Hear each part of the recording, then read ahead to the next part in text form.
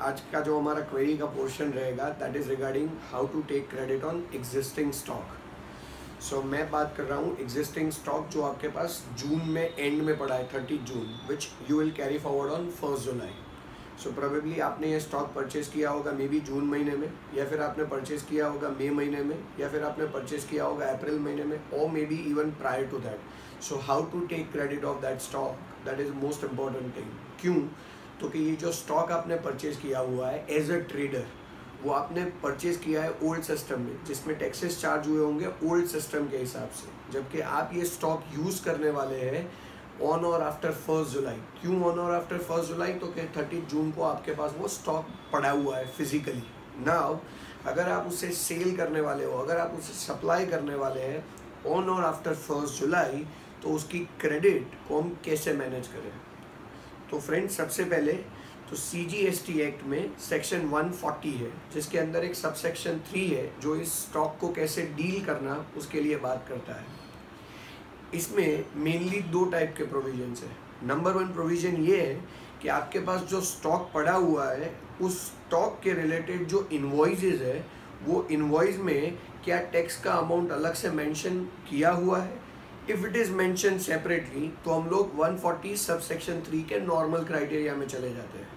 But अगर मान लीजिए कि आपके पास जो स्टॉक पड़ा हुआ है उसमें टैक्सेस चार्ज तो है, बट टैक्स का अमाउंट अगर अलग से मेंशन नहीं हुआ है, सो इन दैट पर्टिकुलर सिचुएशन अगर आपको क्रेडिट लेना है तो क्रेडिट के लिए हमें उसी 140 सब सेक्शन 3 के प्रोविजियो के अंदर जाना पड़ेगा। नाउ ये दोनों अलग अलग प्रोविजंस बन जाते हैं। सो मैं बात कर रहा हूँ पहले फर्स्ट प्रोविज़न, जहाँ पे हमारे पास जो स्टॉक पड़ा हुआ है उस स्टॉक के अंदर हमारे पास ऐसा इनवॉइस है जिसमें टैक्स अमाउंट अलग से शो किया हुआ है। अब उसमें अगेन 2 कंपोनेंट हो जाते हैं।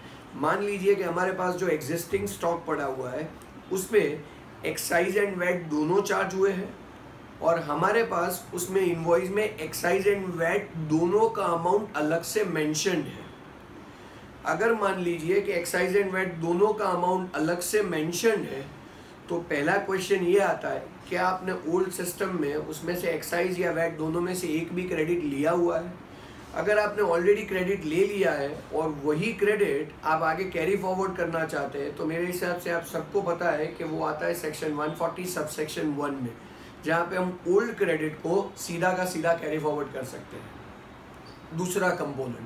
दूसरा कंपोनेंट ये हो जाएगा कि ओल्ड सिस्टम में हमने स्टॉक के ऊपर जो टैक्स पे किया है उसका या तो क्रेडिट नहीं लिया है। अगर क्रेडिट नहीं लिया है then how do we deal with that? तो उसी के लिए ये प्रोविज़न हमारे लिए काम का है कि मान लीजिए कि एक्साइज चार्ज है, उसका अमाउंट बिल में शो हुआ है, वैट चार्ज है, उसका अमाउंट बिल में शो हुआ है, तो उस सिचुएशन में जितना भी एक्साइज का अमाउंट है, जितना भी वैट का अमाउंट है, वो पूरा का पूरा क्रेडिट हमें मिल जाएगा।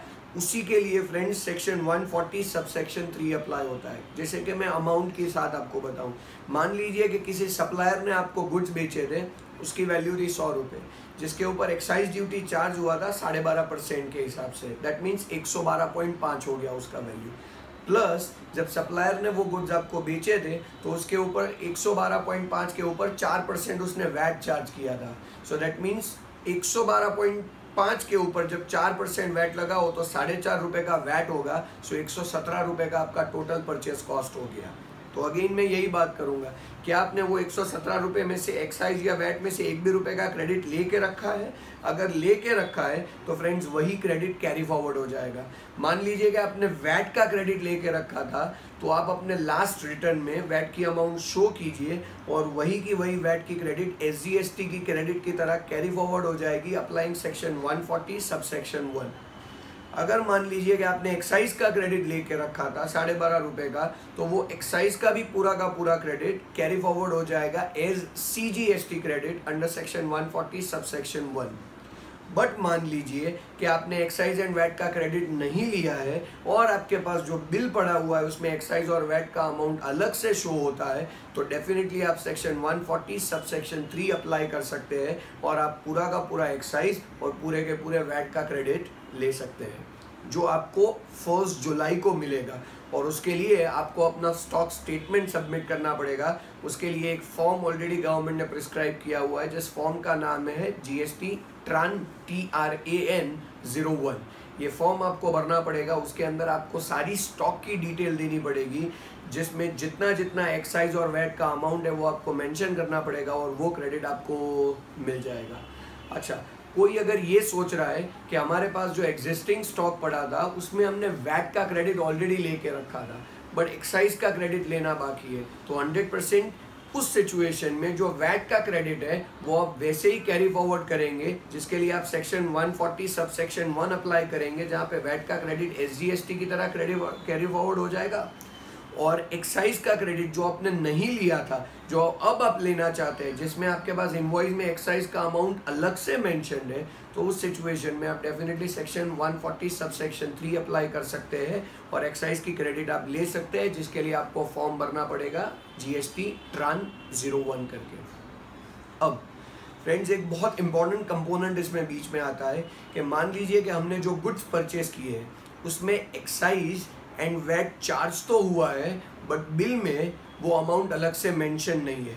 या तो एक्साइज का अमाउंट एंड वैट का अमाउंट दोनों का अमाउंट मेंशन नहीं है, या फिर एक्साइज का अमाउंट अलग से मेंशन नहीं है, वैट का अमाउंट अलग से मेंशन है। तो उस सिचुएशन में अगर आपको वैट की क्रेडिट लेनी है तो आप नॉर्मल 140 सब सेक्शन 3 अप्लाई कर दीजिए, बट एक्साइज की क्रेडिट लेनी है तो उसके लिए आपको प्रोविजियो में आना पड़ेगा। सिमिलर वे, अगर एक्साइज एंड वैट दोनों चार्ज है बट उसका अमाउंट अलग से मेंशन नहीं है, तो दोनों के लिए आपको प्रोविजियो में आना पड़ेगा। और ये प्रोविजियो फ्रेंड्स अप्लाई होता है only and only in case of trader. It is not applicable in case of manufacturer, it is not applicable in case of service provider. जबकि जो ओरिजिनल सेक्शन था, जो ओरिजिनल सेक्शन है वो मैन्युफैक्चरर के लिए भी एप्लीकेबल है, ट्रेडर के लिए भी एप्लीकेबल है और सर्विस प्रोवाइडर के लिए भी एप्लीकेबल है। बट जो प्रोविजियो है वो खाली ट्रेडर के लिए ही एप्लीकेबल है। तो ये आपको बहुत रेलेवेंट चीज़ है, ध्यान में रखना है। अब मान लीजिए कि ट्रेडर ये क्रेडिट कैसे ले पाएगा। तो मान लीजिए कि ट्रेडर ने एक प्रोडक्ट परचेज किया हुआ है जिसके ऊपर 100 रुपये का प्रोडक्ट था, एक्साइज भी चार्ज है, वैट भी चार्ज है। उसी 117 रुपये के एग्जाम्पल से हम लोग आगे बढ़ रहे हैं। अगर मान लीजिए कि वैट जो चार्ज है उसका क्रेडिट आपने ऑलरेडी ले लिया है, बट एक्साइज का क्रेडिट आपने नहीं लिया हुआ है, तो हम उसे कैसे डील करेंगे। तो उसे डील करने का क्राइटेरिया कुछ ऐसा है कि मान लीजिए कि जो एक्साइज का अमाउंट चार्ज हुआ है, जिसका क्रेडिट आपने नहीं लिया है। क्यों नहीं लिया है? तो कि एक्साइज चार्ज है बट इनवॉइस में उसका अमाउंट शो नहीं हुआ है, तो हमें पता ही नहीं है कि कितना एक्साइज है। तो अगर मैं ये अजम्पशन से जाऊं तो मेरा जो बिल होगा वो 112.5 का होगा प्लस वैट चार्ज हुआ होगा। एक्साइज का अमाउंट 12.5 रुपये है बट वो कहीं पे भी शो नहीं हुआ है, तो मेरा बिल होगा 112.5 प्लस उसके ऊपर वैट 4.5। उस सिचुएशन में मैं वैट का क्रेडिट तो नॉर्मल प्रोविजन के हिसाब से ले लूँगा, बट एक्साइज का क्रेडिट लेने के लिए मुझे अब आगे क्राइटेरिया फॉलो करना पड़ेगा। क्या क्राइटेरिया? तो कि गवर्नमेंट ये बोल रहा है कि 112.5 है प्लस मान लीजिए आपका मार्जिन होता है 20 रुपया, सो दैट मीन्स आपका सेलिंग प्राइस हो गया 132.5। ये 132.5 पे जब आप अपनी प्रोडक्ट बेचोगे तो उसमें आप GST चार्ज करोगे। अब GST का रेट हम लोग यहाँ पे अज्यूम कर लेते हैं 18%, जिसमें दो कंपोनेंट हो जाएंगे, CGST 9%, SGST और 9%। सो दैट मीन्स 132.5 पे 9% के हिसाब से हमें CGST गिनना पड़ेगा, और सेम वे वही 132.5 पे 9% के हिसाब से हमें SGST गिनना पड़ेगा। थोड़ा ध्यान से समझ लीजिएगा फ्रेंड्स, जो 132.5 पे हम 9% SGST गिनेंगे, जिसके लिए हमें वैट का क्रेडिट लेना था वो तो हम ऑलरेडी ले ही चुके हैं। तो अब हमें SGST कंपोनेंट के लिए कोई टेंशन नहीं करना है। 132.5 पे 9% वैट गिनना है और SGST गिनना है, और वही SGST के लिए आपको वैट का क्रेडिट मिल जाएगा, तो आपको कोई दूसरा सोचने की ज़रूरत नहीं है। बट अगर मान लीजिए मैं वही 132.5 पे 9% CGST काउंट कर रहा हूँ, तो वो CGST की क्रेडिट को मैं कैसे डील करूँ। तो वो 132.5 पे जब 9% CGST चार्ज होगा तो उसके लिए एक्चुअली आपको एक्साइज जो चार्ज हुआ है उसका क्रेडिट मिलना चाहिए, बट आपने लिया नहीं है। तो वो क्रेडिट लेने के लिए अब गवर्नमेंट आपको ये बोल रहा है कि 132.5 का 9% कैलकुलेट कीजिए। मैं वापस बोल रहा हूँ, 132.5 का 9% 60% कैलकुलेट कीजिए। अगर आप कैलकुलेट करेंगे तो अराउंड 1 रुपये के अराउंड कुछ फिगर आएगा, 1 रुपया समथिंग। वही 132.5 का अगर आप 9% कैलकुलेट करेंगे सो 1.17 1.20 के अराउंड कुछ फिगर मिलेगा। वो फिगर का 60% गवर्नमेंट आपको क्रेडिट कैटेगरी में अलाउ करेगा। सो अगर आप 132.5 का 9% कैलकुलेट कर रहे हैं तो जैसे 9% वुड बी अराउंड 11 रुपीज़ और 12 रुपीज़, तो वही 12 रुपीज़ का गवर्नमेंट 60% क्रेडिट आपको अलाउ कर रहा है। सो दैट मीन्स मैं ये बोल सकता हूँ कि 132 पॉइंट का 9% अगर 12 रुपये आ रहा है तो वो 12 रुपये का 60% यानी 7.2 रुपीज़ का गवर्नमेंट आपको क्रेडिट अलाउ करेगा। ध्यान से समझ लीजिएगा फ्रेंड, एक और बार बोल रहा हूँ, परचेस किया था उसमें एक्साइज चार्ज है बट एक्साइज की अमाउंट शो नहीं हुई। दैट मीन्स आपका परचेस कॉस्ट हो गया 112.5, उसके ऊपर आप 4% वैट कैलकुलेट कर रहे हैं जो परचेज में कैलकुलेट हुआ था, वो 4% वैट का तो आप फुल क्रेडिट ले ही चुके हैं। सो दैट मीन्स हमारा नेट कॉस्ट हो गया 112.5, जिसके ऊपर हमने 20 रुपये का एडिशन किया, दैट मीन्स हो गया 132.5। ये 132.5 के ऊपर जब 9% SGST लगेगा फ्रेंड्स, वो 9% SGST के लिए तो वैट का क्रेडिट आप ऑलरेडी ले चुके हैं तो उसका कोई क्वेश्चन नहीं है। बट वो 132.5 के ऊपर जब 9% CGST लगेगा तो वो CGST का क्रेडिट के लिए आपको एक्साइज का क्रेडिट मिलना चाहिए जो आपके केस में चार्ज है, बट बिकॉज आपको एक्साइज का अमाउंट नहीं पता है तो गवर्नमेंट आपके लिए स्पेशल प्रोविजन दे रहा है। वो ये है कि 132.5 के 9% आप CGST कैलकुलेट करें, दैट मीन्स अराउंड 11-12 रुपीज़ वो आएगा, और वो 12 रुपीज़ के 60% गवर्नमेंट आपको क्रेडिट अलाउ करेगा, दैट इज 7.2 रुपीज़। फ्रेंड्स, ये क्रेडिट आपको क्यों दिया गया ये बहुत ज़्यादा ज़रूरी है समझना, क्योंकि अगर यही स्टॉक आपने 30 जून के पहले परचेज ना करके 1 जुलाई को परचेज किया होता तो सप्लायर ने उसके ऊपर GST चार्ज किया होता जिसमें CGST होता और SGST होता, तो आपको उसका फुल क्रेडिट मिल जाता। बट बिकॉज सप्लायर ने वो स्टॉक आपको 30 जून या उसके पहले बेचा हुआ है तो उस पर एक्साइज चार्ज हुआ है, उस पर वैट चार्ज हुआ है, जिसमें वैट का क्रेडिट तो आप पहले से ही लेते थे बट एज ए ट्रेडर आपको एक्साइज का क्रेडिट मिलता नहीं था। तो वो एक्साइज का क्रेडिट नहीं मिलता था तो वही क्रेडिट देने के लिए गवर्नमेंट ने ये प्रोविज़न बनाया है। क्यों? तो कि अगर वही चीज़ 1 जुलाई को आता तो 100 प्लस मान लो उसमें 18% GST लगाए तो भी आपको पूरा का, भले 9% CGST हो 9% SGST हो, बट आपको पूरा का पूरा 18% का क्रेडिट मिलता। दैट मीन्स कॉस्ट स्टॉक का, प्रोडक्ट का कॉस्ट 100 रुपया होता नेट कॉस्ट, जबकि वही चीज़ अगर आपने पहले खरीदी है तो उसमें एक्साइज चार्ज हुआ है बट क्रेडिट नहीं मिल रहा है तो उसके कारण आपका कॉस्ट बढ़ जाता है जो 112.5 रुपये हो रहा है। तो वही 12.5 रुपये की कॉस्ट, क्योंकि पुराना स्टॉक है तो 112.5 का कॉस्ट है और नया स्टॉक ला रहे हैं तो 100 रुपये का कॉस्ट है। उसी 12.5 के डिफरेंस को एडजस्ट करने के लिए गवर्नमेंट ने ये प्रोविज़न बनाया हुआ है। तो प्लीज़ ध्यान रख लेना कि अगर आपके पास एक्साइज वाला इनवॉइस है तो आपको पूरे 12.5 रुपये का क्रेडिट मिल जाएगा, और अगर आपके पास एक्साइज वाला इनवॉइस नहीं है तो एटलीस्ट आपको पूरे 12.5 रुपये का क्रेडिट नहीं मिलेगा। बट जैसे मैंने बताया कि उस कॉस्ट में आप अपना प्रॉफिट ऐड कीजिए, आगे प्रोडक्ट बेचिए, ये प्रोडक्ट जिस दिन आप बेचेंगे उसके ऊपर जो CGST का अमाउंट आएगा उस CGST के 60% गवर्नमेंट आपको क्रेडिट के फॉर्म में अलाउ कर देगा। अच्छा, ये 60% किन के लिए है? ये उनके लिए है जो अपनी प्रोडक्ट बेच रहे हैं और उस प्रोडक्ट के ऊपर, सप्लाई के ऊपर या तो 18% का टैक्स लग रहा है या तो 28% का टैक्स लग रहा है। अगर 18% लग रहा है तो 18 का जो 9% होगा CGST उसका 60% मिलेगा। अगर 28% लग रहा है तो उसमें जो CGST 14% होगा उसका 60% मिलेगा। बट मान लीजिए कि आप ऐसी कोई प्रोडक्ट में डील कर रहे हैं जिसमें CGST का रेट 12%, GST का रेट 12% है, या फिर ऐसी कोई प्रोडक्ट में डील कर रहे हैं जिसमें GST का रेट 5% है, तो उस सिचुएशन में आपको CGST 6% या 2.5% रिस्पेक्टिव गिनना है। और अगर आपका CGST 6% होगा तो ध्यान रखिए जाएगा कि उसके 6% के 60% अलाउड नहीं होगा, रादर 6% के गवर्नमेंट आपको 40% ही अलाउ करेगा। सेम वे CGST अगर 2.5% हुआ तो 2.5% के गवर्नमेंट 40% ही अलाउ करेगा। यानी 2 रेट्स हो गए, एक रेट क्रेडिट लेने का 60% है, दूसरा 40% है। ये 60% का रेट तब एप्लीकेबल है जब आप अपनी प्रोडक्ट के ऊपर 18% या 28% भर रहे हैं।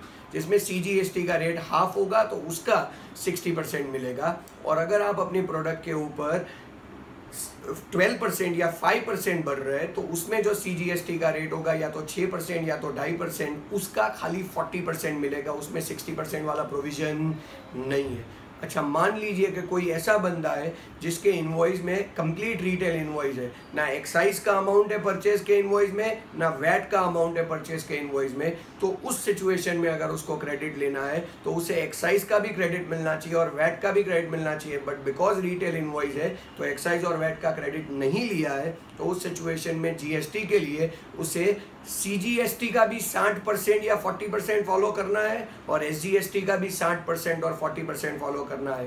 तो हमारे एग्जाम्पल में जब वो प्रोडक्ट बेचेगा तो उस प्रोडक्ट में जितना भी GST लगेगा उसका 60% CGST का भी अप्लाई होगा और SGST का भी अप्लाई होगा। सो दोनों का 60% काउंट होगा या दोनों का 40% काउंट होगा depending on the rate of the product. अब फ्रेंड्स, जो मोस्ट इंपॉर्टेंट पॉइंट है वो उसकी कंडीशंस है।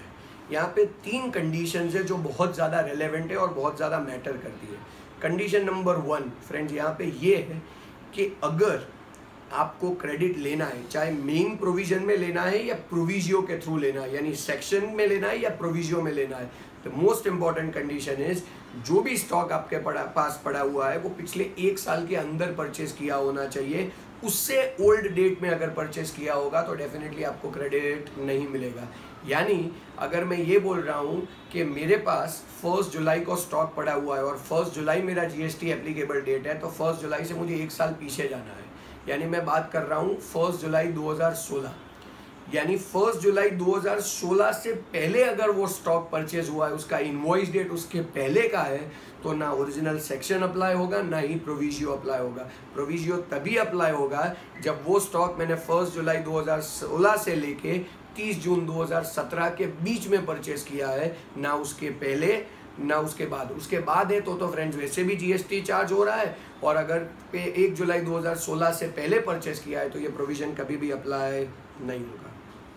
दूसरा मोस्ट इंपॉर्टेंट कंडीशन जो तब अप्लाई होगा जब हम प्रोविजियो फॉलो कर रहे हैं, जब ओरिजिनल इनवॉइस की हम बात कर रहे हैं, जहाँ पे ओरिजिनल इनवॉइस के ऊपर से ही क्रेडिट लेना है यानी ओरिजिनल सेक्शन, तो उसमें ये दूसरा कंडीशन एप्लीकेबल नहीं है। दूसरा कंडीशन तभी एप्लीकेबल होगा जब हमें इनवॉइस के ऊपर से फुल क्रेडिट लेना ही नहीं है, क्योंकि इनवॉइस में क्रेडिट का अमाउंट शो नहीं हुआ है। रादर हम क्रेडिट लेना चाहते हैं किसके ऊपर से, तो फ्रेंड्स हम क्रेडिट लेना चाहते हैं इनवॉइस के ऊपर से नहीं, सब्सिक्वेंट सेल करके सेल के ऊपर जो GST चार्ज हो उसके परसेंटेज में क्रेडिट लेना चाहते हैं। तो उस सिचुएशन में गवर्नमेंट ने बहुत क्लियर कंडीशन दिया हुआ है कि जो भी स्टॉक आपके पास पड़ा हुआ है उसकी आपको डिटेल देनी है। कौन से फॉर्म में वो मैं आपको ऑलरेडी बता चुका हूँ, ट्रांस 01। हाँ, दोनों टाइप के स्टॉक की डिटेल्स अलग होगी। कौन से स्टॉक की डिटेल, एक जिसमें आपके पास इनवॉइस के अंदर टैक्स का अमाउंट अलग से शो हुआ है उसकी डिटेल अलग होगी, और दूसरा जिसमें इनवॉइस में टैक्स का अमाउंट शो नहीं हुआ है उसकी डिटेल अलग होगी। ये दोनों डिटेल्स आपको सबमिट करनी पड़ेगी और उसके ऊपर से क्रेडिट लेना पड़ेगा। बट वो क्रेडिट कैसे लेंगे, तो उसके लिए गवर्नमेंट ने बोला कि जो बेचा उसके ऊपर जो टैक्स चार्ज होगा उसमें 60-40% अप्लाई करना है। बट मोस्ट इम्पॉर्टेंट, ये स्टॉक आपको 6 मंथ्स के अंदर सप्लाई कर देना है। कहाँ से गिनेंगे 6 मंथ्स, परचेज डेट से नहीं, 1 जुलाई से 6 मंथ्स काउंट करना है। यानी आपका अगर परचेज डेट 1 जुलाई है तो वहाँ से 6 मंथ्स के अंदर वो स्टॉक आपको सप्लाई दे देना है। यानी आपका लास्ट डेट हो गया 31 दिसंबर। 31 दिसंबर से पहले ये सारा स्टॉक आपको सप्लाई करना पड़ेगा, उसके ऊपर GST चार्ज करना पड़ेगा और उस GST के 60 या 40% आप अप्लाई कर सकते हैं। तो फ्रेंड्स ये सारी चीज़ें बहुत ज़्यादा रेलेवेंट है। In next session, we will discuss next query, but keep following our channel gst@dhvl.gandhi. Thank you.